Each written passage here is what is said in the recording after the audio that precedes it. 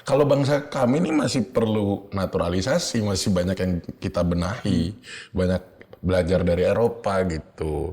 Dan kalau isinya hampir full naturalisasi, justru gue pengen 65 pemain naturalisasi itu di timnas Indonesia gitu. 65? jadi ada tim utama, reserve, sub, reserve, junior, bla bla bla itu kayaknya harus dari luar semua gitu.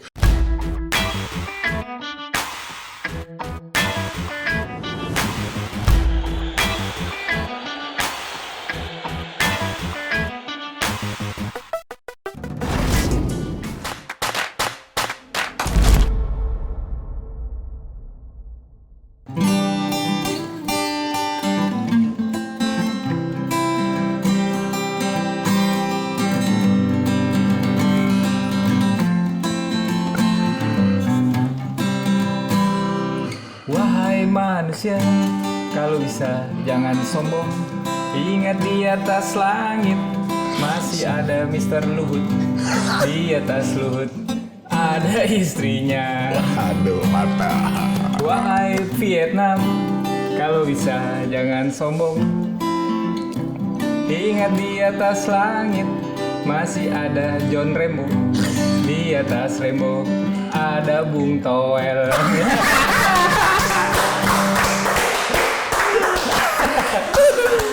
Halo Timosi, welcome back to Pinball, Opini Football, podcast yang bahas berita-berita atau update olahraga seputar sepak bola dunia. Kali ini gue bersama Bang Bara dan kembali lagi seorang pensiunan ABRI, Dapo. Ada Pak RT di Pak sini. RT di sini. Ini kalau ada Pak RT pasti kita akan bahas Timnas Indonesia. Baju udah merah putih. Iya nih. nih. Kita udah merah putih semua ya. Yoi. Ini emang udah sesuai sama tema kita yang akan kita bahas kali ini. Dan di episode ini kita masih bersama DRXwear ya. DRXwear adalah aparel lokal yang udah mulai merambah ke berbagai olahraga ya. Betul. Ada sepak bola, nanti mungkin ada olahraga lainnya ya. Nah, di ini kali ini akhirnya kita udah dapat nih Udah ada pakai seragam. Nah, ini adalah jersey yang ya bertemakan inilah Indonesia lah ya. Indonesia merah putih. Kelas aparel lokal kan, Aparel lokal. sama kayak timnas punya. Yoi. Tapi ini lebih keren. Iya jelas. Karena ada teknologinya nih. Ada teknologi apa Bang? Oh iya, ada NFT-nya. NFT. Jadi masing-masing jersey itu disematkan NFT. NFT udah ya, NFT. NFT. Jadi masing-masing itu identik sama si yang punyanya atau yang si jersey-nya. Kita tes aja nih. Nah ini download canggih nih. apps-nya dulu. Ini ada apps-nya namanya Direct Sportnet ya. Iya. Sesuai sama yang kita tampilin. Nah ini kalian tinggal masuk ke aplikasinya, ke profile, kemudian pilih claim product. Nah claim product di sini HP-nya udah harus ada NFC-nya ya. Iya. Nah ini tinggal scan nih bagian sini. Nah ini kelihatan nggak? Tinggal scan. Nah keluar. Kalau misalnya udah berhasil nanti akan ada tampilan seperti ini nih. Detail jersey lu kelihatan tuh, size-nya, Size-nya, tanggal dibeli, tanggal dikeluarkannya nih ada tahunnya, terus ada kapan terakhir dicuci. sama ada nomor yang punya laundry. Jam terbang jersey, berapa kali pemakaian? Ada. Nih, pokoknya keren banget nih aplikasi ya. Keren ya. Nama owner pemilik jersey juga muncul kan di sini. Bisa. Nanti kan ada. Lu klaim dulu. Wih, gimana klaim? Tuh, udah diklaim Udah ada diklaim, poinnya. Ada poinnya, ada item numbernya. Jadi ini nggak mungkin bisa dipalsuin ya. Kelas. Nah saat ini yang udah tim Indonesia yang udah pakai DRXwear itu ada Dewa United. Begitu. Ini nanti kalau kalian misalnya beli jersey Egy atau Diki Kambuaya, nanti kalau udah ketahuan lah, pokoknya asli atau enggak ketahuan. Jadi nggak bisa dipalsuin. Keren banget DRXwear ini. Ya. Berarti tuh ori tuh, kalau punyanya Egy tuh pasti ori banget. Pasti dong. Nah ngomong-ngomong Egy langsung aja nih kita ke pembahasannya nih Pak RT. Gimana tuh Ini anak-anak kan- muda? Nah ini kan kita akan bahas kualifikasi Piala Dunia. Ada 2 pertandingan ya, ada dua-duanya lawan Vietnam. Ini pertandingan pertama tanggal 21 mainnya di Indonesia dulu. Tapi kita akan bahas dulu skuadnya nih. Di mana ada 4 pemain naturalisasi baru yang dipanggil di window kali ini. Ada Jay Jay Itzes yang orang udah nyampe ya. Terus ada Nathan Choaon, Tom Hei sama Ragnar Oratmangun. Itu rumahnya di Velodrome situ. Iya. Iya. Yang bener aja nih. Rawamangun kan? Beda dong. Bukan, beda. Gue kira sama. Nah, Urat bakso. bakso lagi. Nah, pertama mungkin kita bahas JHS nih karena kita sangat Itali ya. Yoi, Dimana Serie A banget. JHS mainnya tuh di Serie B di klub Venezia. Kemarin terakhir kalau nggak salah lawan Palermo peraih hasil yang positif juga dan dia saat ini udah memainkan 17 pertandingan walaupun belum mencetak gol dan assist sama sekali tapi ya ini wajar lah, wajar karena back juga ya. Tapi mungkin gua tanya Bang Dapo dulu nih. Bos, Menurut lu gimana JHS apakah bisa memberikan ya pertahanan lebih baik di Indonesia besok? Misalnya dimainkan gitu. Oh ya, menurut gua pastinya amat sangat berdampak ya kepada pertahanan Indonesia. Tapi lagi-lagi kita mengingat dulu Sen Patinama waktu debut di timnas lawan Argentina, performanya kan patut dipertanyakan karena proses adaptasi dia dengan cuaca Indonesia. Nah itu aja sih yang ditakutkan dari JHS. Secara kualitas performa pasti di atas rata-rata pemain lokal ya. Ya itu aja sih paling yang gua takutin. Karena kalau gue baca dari statistik di sosial media tuh ternyata JHS ini di Serie B salah satu back dengan statistik progresif pas yang bagus. Jadi memang suka build up dari belakang juga. Jadi lumayan. Oke, next mungkin ada back juga, back kiri Nathan Choaon yang baru saja pindah dari Swansea ke Heerenveen ya. Baca gimana sih Heerenveen tuh? Heerenveen.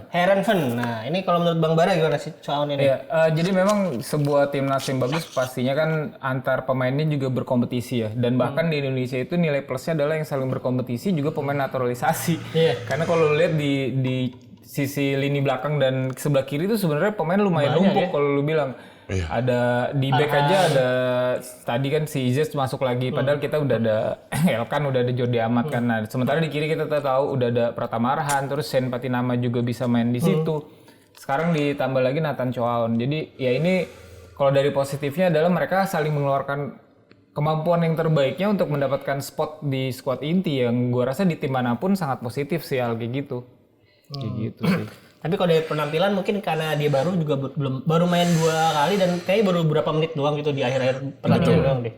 Betul banget, dia pas di Heerenveen itu si Nathan Choaon ini kan menit bermainnya masih rendah dari kompatriotnya Tom Hei kan.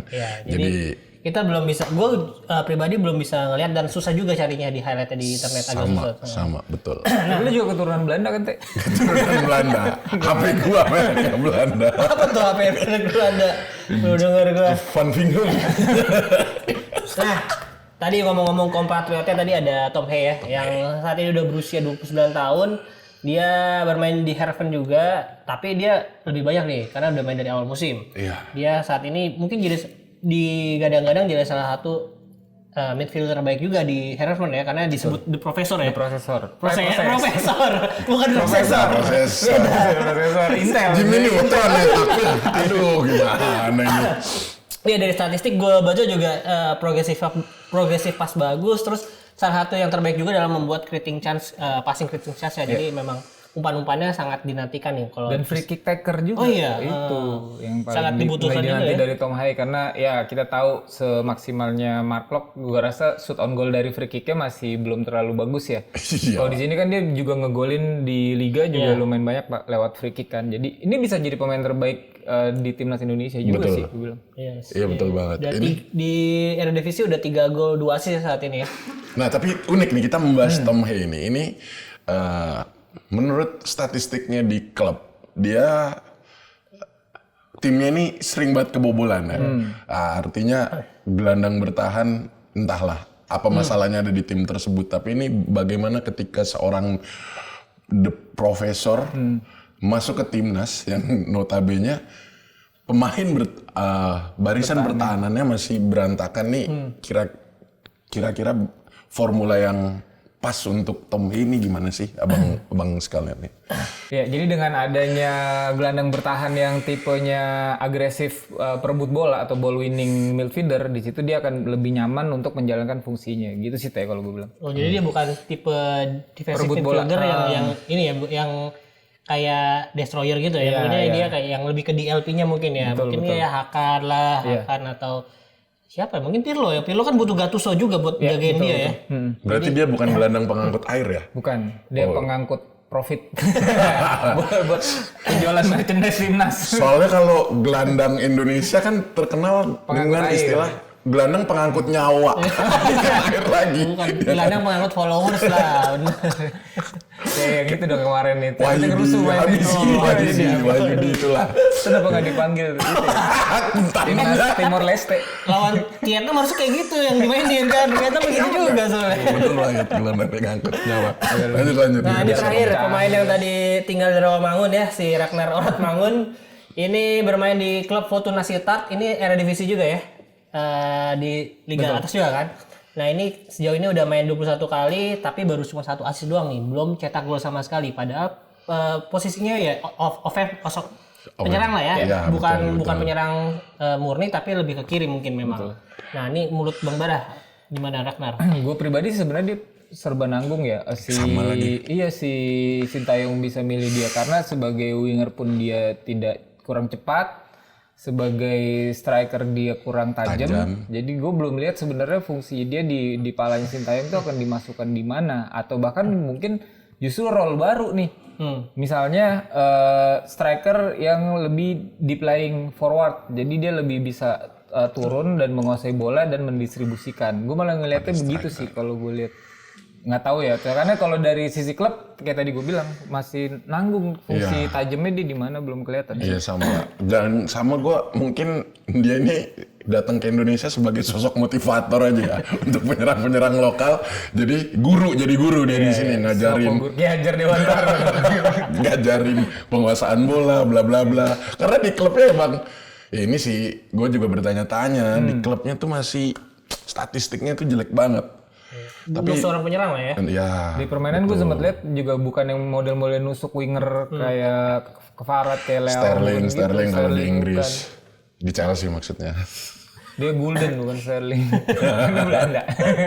Nah, tapi mungkin kalau di timnas ya mungkin bisa jadi striker duet dengan Rafael juga ya, di mana ya dua-duanya sebenarnya bukan striker yang utama, tapi mungkin dengan tipe yang seperti itu mungkin akan ada kombinasi yang menarik juga sih. Dua-duanya buka ruang. Iya, bukan ruang, gak ada yang masuk.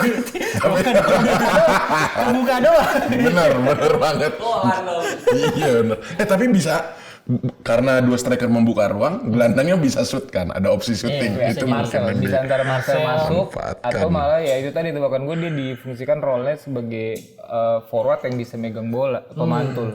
Tapi yang menarik mungkin tadi tadi pagi ya gue ngeliat dia ngepost foto sambil minum jongkok itu, gue kayaknya dia buka puasa buka puasa ya? Muslim. Dia muslim ya? Oh iya, jadi Siapa yang muslim? Ragnar. Oh iya.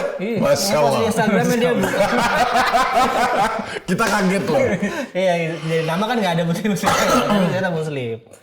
Nah, tadi kan kita udah bahas 4 pemain baru naturalisasi yang bakal dipanggil. Nah, ini ada juga yang kemarin dicoret oleh Sintayong ya. Ada beberapa nama nih. Ada Hernando Ari yang cedera, terus ada Lord Dendi, ada Adam Oh, Alis. gue tahu sekarang fungsinya Ragnar. Nice. Supaya Lord Dendi Itu kan deh. Semikiran sama lu. Kata gue juga apa? Dia tuh bakal jadi gurunya Dendi Sulistiawan. Den nih lo kalau mau jadi winger kayak Ragnar. Udah gitu, kayak gitu fungsinya. Terus ada Adam Alis yang waktu itu kita lihat videonya sempat viral yang tepuk tanganin pemain apa tuh? Yang di Barito ya, apa yang dia ada kartu merah tepuk tanganin. Iya. Terus ada Simpati nama yang kemarin cedera waktu lawan Anderlecht kalau nggak salah. Terus ada Sadil Ramdhani juga yang dicoret. Nah selain itu ternyata di hari ini gue dapat berita ada 3 pemain lagi. Ada Yance Sayuri, terus Elkan sama Jordi Amat ya. Jadi ini 3 pemain ini kabarnya juga nggak bisa di pertemuan kedua juga nggak bisa main. Jadi lawan Vietnam mereka nggak akan main nih. Selain yang cedera mungkin ada kan yang dimasukin kalau nggak salah Arkan Fikri. Ya? Arkan Fikri dari Arema ya. Nah menurut lu apakah cuma butuh 1 doang atau harusnya ada lagi nih nama yang harus dimasukin? Kalau gue bilang sih dengan masuknya Izes ya di lini belakang walaupun kita 2 cedera, tapi dia bisa cover karena kita juga masih ada Rizky Ridho juga kan, dan juga Ya Yance, mohon maaf, memang sebenarnya juga mungkin di timnas juga pelapis juga kan, nggak mungkin inti. Kalau abangnya, Yakob. itu gue sih suka kalau dia main. Jadi gue rasa sih udah tepat sih. Kalau Yance tuh biasanya main di mana sih? Dia di sebelah kirinya. Kirinya. Di seberang jadi, abangnya. Jadi abangnya di kanan, dia di kiri. Iya, tergantung abangnya bang. Dia nurut. Iya, tergantung. Abangnya di kanan, dia di kiri. Abangnya di kiri, dia di kanan. Abangnya di tengah, nggak main pasti dia. Percaya sama Dia dia. awal dapat posisi juga gitu kan. Kalau lagi main bola di kampungan nih dia main di kanan kan. Lu Iya. apaan lu sono lu. Diusir sama abangnya. Itu tipikal Newport abang ya. Iya benar. Tapi ini aduh. Melihat nama Sadil Ramdhani tidak dipanggil ke timnas Indonesia, nah terlepas dari kontroversinya, Ada tangan. Di atas ternyata, gue kira di bawah. menurut gua kayaknya lebih baik memanggil Sadil Ramdhani daripada Ragnar Uratmangun ya, atau mungkin Sadil nih dipanggil lagi gitu karena tipikal winger yang Buat musuh. opsi, iya. Kalau slotnya masih ada sih gue setuju menurut gue. Bukan sekarang udah ada Wita, udah ada Egy, tapi apa masih perlu Sadil menurut lo kalau udah ada? Menurut gue tuh masih butuh Sadil. Sadil jujur aja ya. Sadil ini menurut gue lebih cerdas daripada dua winger tadi, Witan dengan Egy. Golden Boy. Ya, si Messi-nya Indonesia itu karena gue sering banget ngelihat dia main di Sabah tuh apa ya namanya ngebuka ruang, ya dia ngebuka ruang buat temennya terus passing dan lain-lainnya tuh kayak Bisa shooting, bisa. jauh lebih baik daripada Witan dan Egy untuk sekarang ya gitu sih. Jadi gue amat menyayangkan gitu. Kalau menurut kalian berdua Ya, gua gimana sih, nih Bang Aldi? kalau Ragnar ya memang ya namanya juga pemain baru ya harus dicoba lah. Kalau kita dikasih kesempatan ya kita nggak bakal tahu juga kan. Ya ini jelas levelnya juga beda kan di Belanda mungkin ya emang dia belum segacor itu. Cuma ya kalau kita levelnya Asia Tenggara ya mungkin dia bisa lebih bagus juga dibandingkan yang lain. Kan ini level udah beda. Nah tapi kemarin gue lihat juga ada beberapa ini juga pandit-pandit yang ini kan yang menyindir STY lah ya. Kenapa yang dipanggil itu lagi kebanyakan nama yang Piala Asia kemarin lah ya. Ya katanya lu nggak pernah nonton Liga Indonesia sih makanya lu nggak tahu ada pemain yang bagus lagi kan. Makanya itu jadi salah satu sorotan juga kemarin. Ya si Bung Handuk itu juga yang ngomong. Nih kapan? Ini udah titik belum? Udah. Bung Handuk, goblok! Segala keputusan pemilihan pemain itu di tangan pelatih. Tolol, sekelas pelatih Jepang aja itu, aduh, punditnya tuh nggak bacot kayak lo Handuk babat. Kesel gue. Si Bung Babat itu berisik banget dia.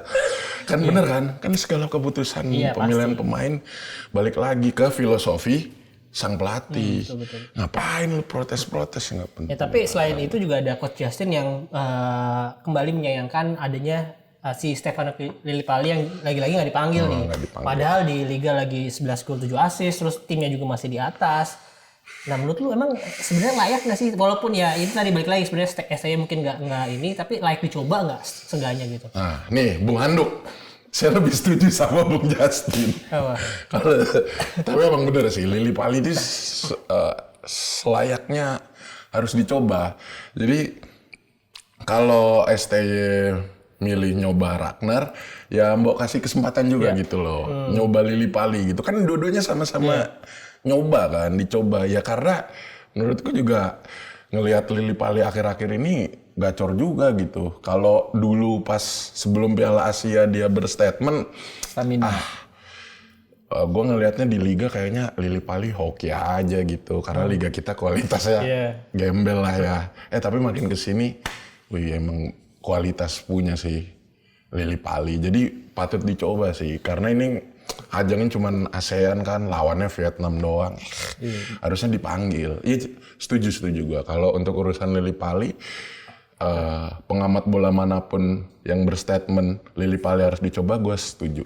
Termasuk Bung Handuk. Nah kalau ini gimana? Sepakat sih gue karena dia konsisten dan maksudnya ini juga membawa nama baik liga kita juga ya. Maksudnya kalau memang dia ternyata perform di klub dan di timnas juga memberikan kontribusi, itu berarti kan liga kita juga sudah perlahan naik kelas juga dengan pemain yang kali. Nah, gue nggak tahu adalah entah kenapa STY ini apakah ada pertimbangan lainnya, misalnya dia atribut bertahannya kurang, atau misalnya pribadinya lebih susah diatur daripada Mark Locke gitu ya. Ini asumsi gue ya, itu mungkin ada. Tapi kalau yang selain itu performa di lapangan, gue setuju layak dicoba. Nih insight, ini daging nih yang STY harus tahu. Harus tahu. Istilahnya dicoba dulu lah ya. Maksudnya ya levelnya juga lagi kualifikasi dan ya nggak harus langsung dimainin juga kan, ikut latihannya dulu dia bisa tahu gimana mainnya STY si Lily Pali itu kan. Betul. Kalau nggak pernah coba nggak bakal tahu. Nah sekarang gue mau bahas satu berita.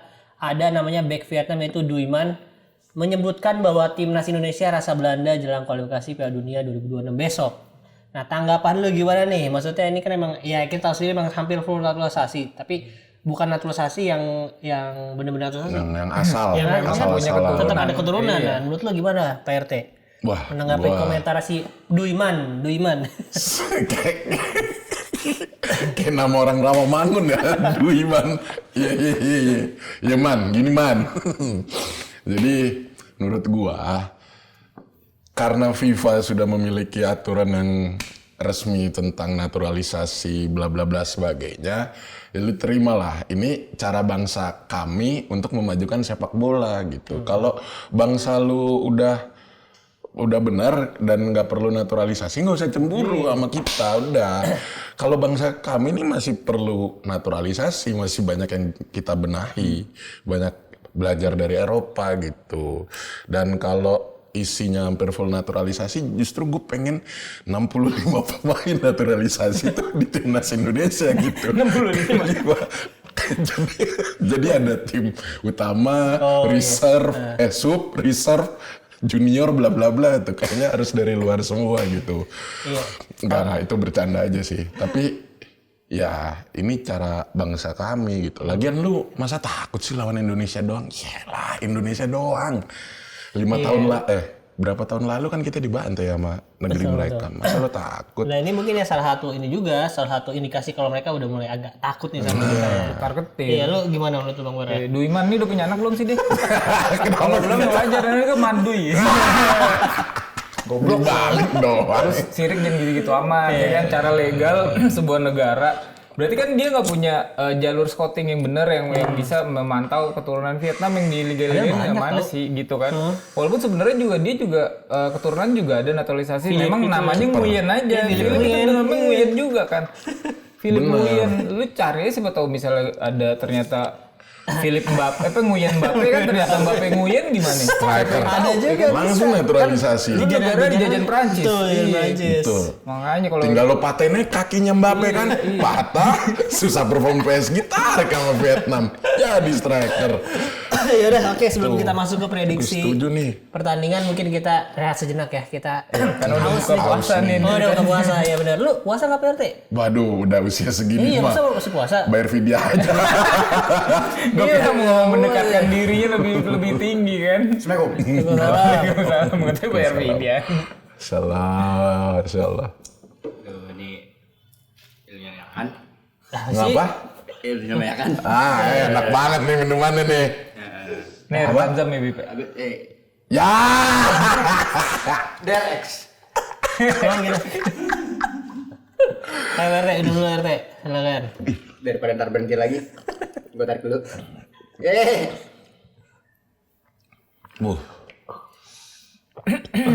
Ini enak banget nih. Ini enak banget deh airnya deh, sparkling. Sparkling water, jelas. Kok ada Dari rasa sumur timba. ada kecut-kecutnya gitu. Ya. Ini vodka ya? Nah, bulan puasa PRT nggak boleh, aduh. Ini air putih, Jelas. Nah ini kita mungkin sebelum bahas prediksi ada ya kita sedikit review lah. Kemarin kan di Piala Asia Indonesia menang walaupun dari titik penalti lewat gol di Asnawi lah ya. Tapi menurut lu akan ada perbedaan yang banyak nggak nih Bang Bara dengan pertandingan besok nih? Vietnamnya akan seperti apa dan Indonesia akan seperti apa? Ya ini gue sepakat nih. Gue penasaran karena banyak pemain numpuk. Gimana nih Bang Bara nih? Ya, gue takutnya Vietnamnya pragmatis ya. Jadi dengan dia babak pertama bermain terbuka kan, kemarin dihajar sama winger-winger kita dan juga gimana caranya Sintayong build up-nya itu, gue takutnya dia bermain seperti sepertiga babak kedua tuh di akhir dia ngisi sayapnya tadinya dia pakai 3 terus jadi 5. Cuma gue rasa semaksimal mungkin dia cuma bisa bertahan total sih kalau gue lihat dengan komposisi mereka yang ada, apalagi si nomor 10-nya juga cedera kan yang kemarin. Bikin sumpung nih.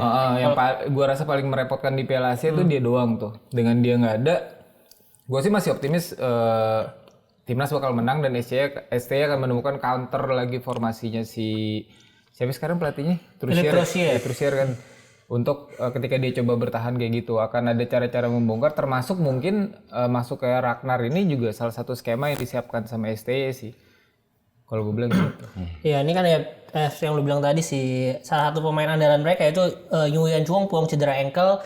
Pemain itu dia ternyata main di Yokohama FC di Jepang. Jadi memang walaupun jam terbangnya belum terlalu banyak, tapi ya memang kelasnya mungkin udah di ASEAN, mungkin ASEAN-nya udah hampir Asia lah gitu lah ya. Tadi salip sama Justin Hubner lah. Iya, udah Cerezo Osaka. Osaka inti nggak kayak lu cadangan. Goblok. Nah tapi ini kan ya tadi di Piala Asia Indonesia memang mainnya laut sayap mulu ya. Ya menyerangnya berat di sayap lah, di Yakob Sayuri gue lihatnya kemarin. Nah apakah di pertandingan besok harus tetap memakai strategi yang sama lewat sayap juga atau ada strategi lain yang perlu dilakukan nih? Karena kan udah punya Tom Hay juga bisa dimainin ya. Menurut lu gimana Pak RT? Nah, menurut gue kalau ada Tom Hay pasti tapi tetap sih ujung-ujungnya kan ke sayap kita karena sayap kita unggulan. Sayap kita unggulan RSBI. Sayap kita Indonesia ini punya keuntungan di speed. Iya. Ya itulah ya udah pasti ujung-ujungnya mengeksploitasi sisi sayap Vietnam. Dan kalau opsi strategi lain harus amat sangat dicoba menurut gua biar ya nggak kebaca lawan. Apalagi ya bisa kita bahas kalau ngomongin strategi Indonesia bola-bola pendek.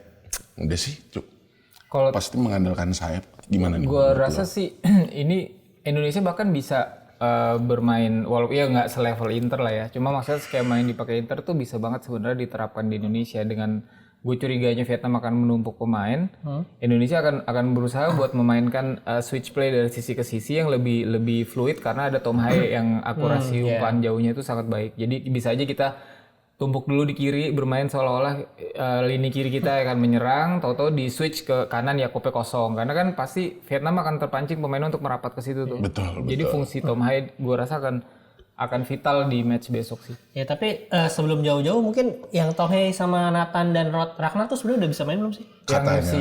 Yang belumnya siapa? Tom Hay sama Ragnar belum ya? bisa itu Ragnar, Tom Hay. Nathan Dua orang itu doang. Nathan udah bisa. Nathan udah bisa, Jaitses sudah bisa, udah disumpah. Tapi kalau misalnya bisa semua nih, seandainya misalnya bisa semua, gue juga kurang tahu ya. Apakah harus perlu langsung dari starting 11? Karena ya namanya juga persiapannya pendek nih. Jaitses juga baru datang kemarin dan hari ini baru pemusatan latihan. Hari Senin kita tag nih baru pemusatan latihan. Ya, dengan jarak yang sangat pendek, cuman 3 hari. Apakah harus dipaksakan langsung main apa enggak menurut lo Bang? Gue rasa dimain starting lineup sih karena memang pemain levelan Eropa seperti mereka di TC timnasnya pun itu pasti jangka pendek. Dan mereka dengan skema dan pola latihan yang memang sudah terstandar di Eropa dari akademinya dan segala macam, mereka kan bisa klop karena toh banyak pemain yang memang merumput di Eropa juga besok. Jadi itu harus dari awal sih gue rasa. Oke. Tapi gue berharap pertandingan ini kayak Liverpool MU semalam ya, semoga ya. Vietnam tidak menumpuk pemain di belakang kayak. Ya udah semalam tuh ngelihat MU Liverpool.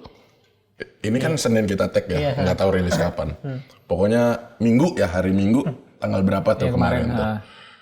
Main tuh cepet banget.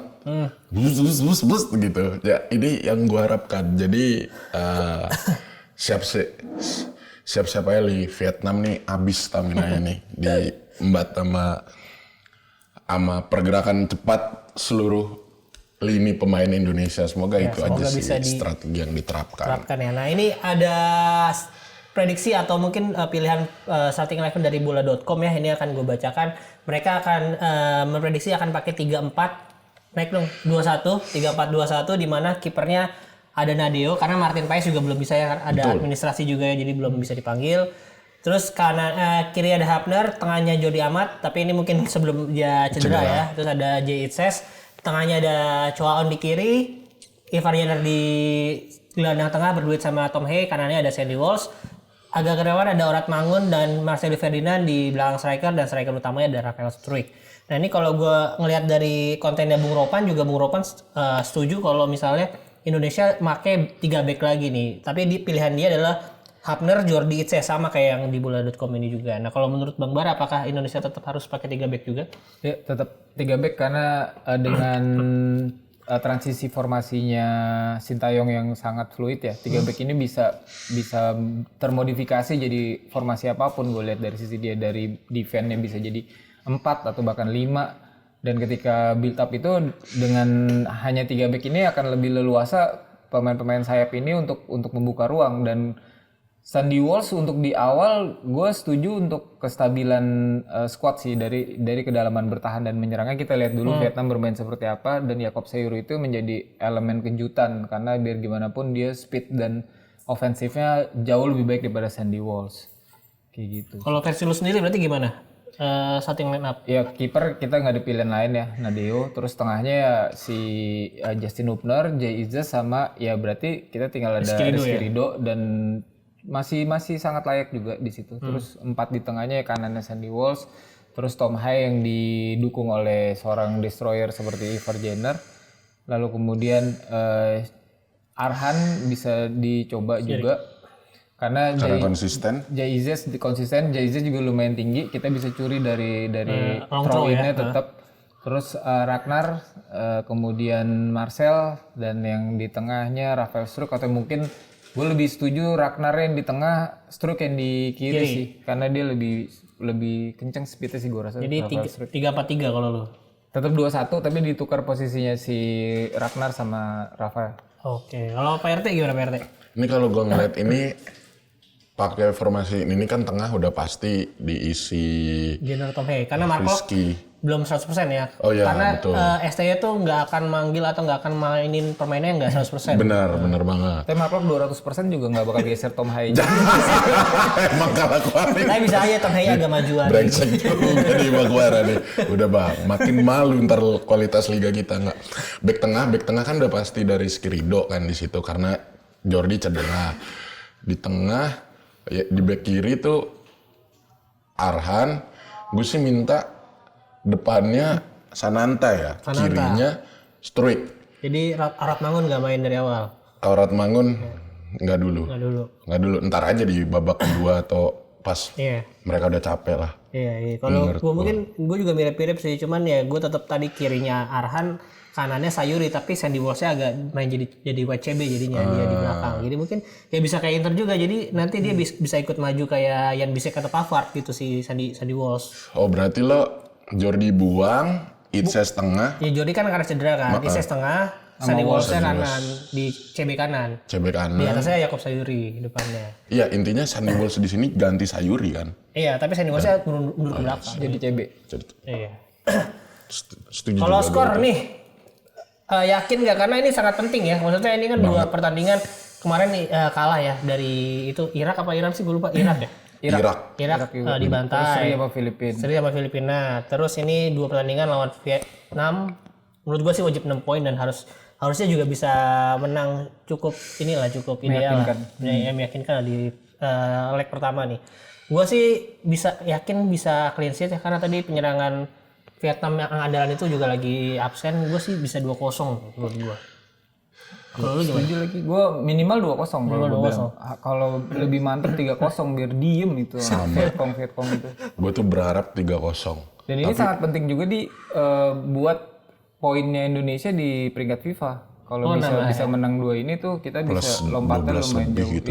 22 apa ya? Sekarang kan 140 sekian, 42 ya Pak? Bisa ke 130. 30-an ya? Langsung kalau menang 2 leg. Berarti lu 2-0 juga apa 3-0? Gue pengennya sih 3-0 sih. Pasti ya, semua orang pengen. Kalau udah bahas skor timnas, tapi yang gue ragukan nih takut kejadian kayak Irak kemarin. Ternyata pemain yang dimainkan kondisinya nggak 100%. Iya sih. Ya maksudnya 100% di mata pelatih, tapi ternyata di lapangan banyak faktor kan, mental bla bla bla bla bla bla. Gue takutnya itu. Tapi, nah karena ini di kandang dan bicara mental, ya aspek lain di luar lapangan amat sangat disupport sama supporter kita kan. Iya, kabarnya Dapat juga support. bakal full. Stadionnya bakal Lu nonton nanti kan? Nonton gua. Berarti besok kalau yang episode besoknya gue nggak ada, berarti nonton timnas sama PRT. Nah, pokoknya 3-0 wajib menang, harga mati itu 3-0. Tapi ya menurut gue jangan sampai, ini kan memang harus menang dan pasti akan dominasi ball possession, akan nyerang-nyerang terus, dan jangan sampai juga lupa bertahannya. Karena ya Vietnam kita sendiri serangan baliknya sering membahayakan lah, ketemu di AFF, di SEA Games segala macamnya, membahayakan banget. Dan ya sekarang beruntungnya kita punya Tom Hanks sama Ivar Jenner yang bisa saling inilah di tengah tuh bisa saling ngepres di awalnya lah, jadi nggak gampang diserangan balik gitu. Karena Ivar Jenner kalau nggak salah di kualifikasi pertama, 2 pertandingan pertama nggak main ya, cedera ya. Nah ini bisa jadi pembeda harus. Nah, tadi itu sebenarnya kita lupa bahas speednya Vietnam, tapi yang bisa menjadi ancaman back kita kan yang bisa lari, menurut gue cuman Justin Hubner nih. Karena Rizky Ridho dan Jay Ices ketinggian nih, kurang pasti nih Jay Ices speednya. Itu kayaknya Bisa jadi ya. ancaman. Iya sih, ya. harusnya juga ya, tapi semoga bisa diantisipasi dengan kolektivitas defensif yang oke dari Sintayong. Tapi kalau Vietnam mau larinya sekenceng itu emang selevel pemain seri B? Enggak kan? Tidak, itu dia makanya. Belum ada yang main di seri B ya. Ya udah, itu analisa menurut kita. Kalau menurut kalian Pratiposi gimana? Silakan tulis di kolom komentar. Pemain Vietnam ada main di Liga 2 Prancis, tapi cadangan. Cadangan Dulu, Liga Prancis, cadangan lagi ya. Tahun Beckham enggak inti. Ini kan di Nantes kan. Ya udah, ya jangan lupa tulis komen. Terus thank you juga untuk kalian udah nonton episode kali ini. Subscribe dan nyalain loncengnya biar gak ketinggalan tiap ada episode lainnya. Jangan lupa juga download aplikasi DRX Sportnet ya. Jangan lupa ada di Google Play sama di App Store juga. Jadi kalian kalau udah punya aplikasi jersey-nya harus download aplikasinya juga biar lebih afdol. Nah, terakhir jangan lupa follow Instagram dan TikTok pinsport.com untuk dapetin berita olahraga up to date. Gua Aldi, Gua Bara. Gua Dapon alias Pak RT. kita semua pamit. See you on another episode. Bye bye. Bye bye. Indonesia 3 poin.